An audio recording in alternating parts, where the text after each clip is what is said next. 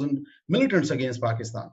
And ultimately, Pakistan was dismembered in 1971. So there were many cases when the Indian agents were, deployed inside Pakistani army, Pakistani, other civil institutions, and all these militants, they were actually Indian agents, and they were captured in Pakistan, and they spent almost decades in Pakistani jails.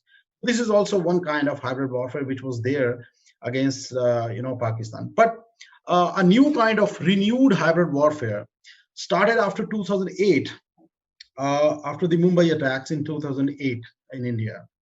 And after that, the Indians, they came to realize that it is unwise to attack Pakistan openly because of the nuclear factor.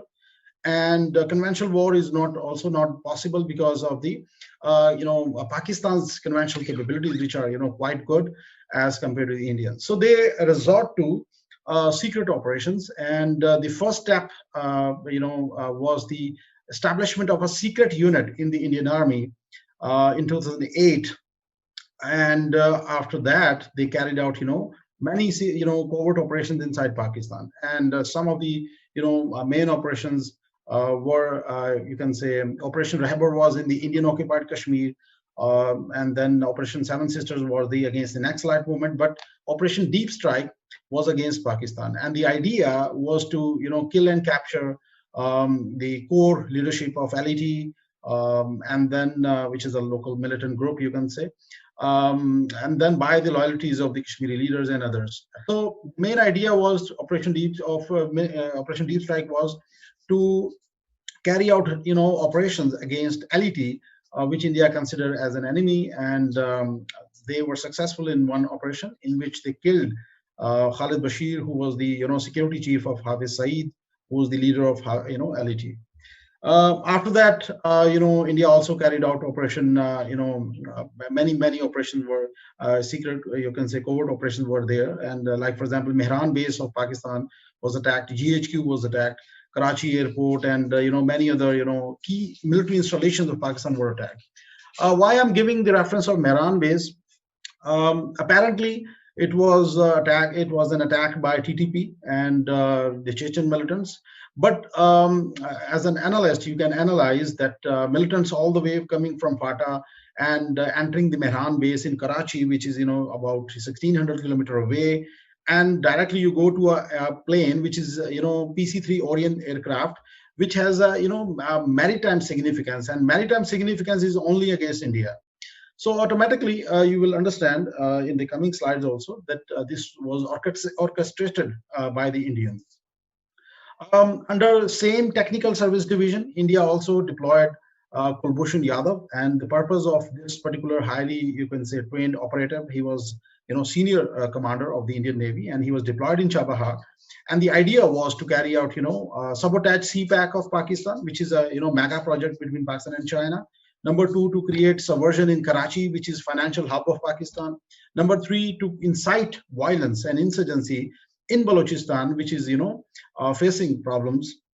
And the main idea was to undermine Pakistan's collaboration with China.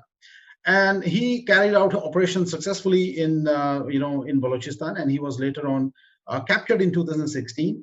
And after his confession, he accepted all these allegations.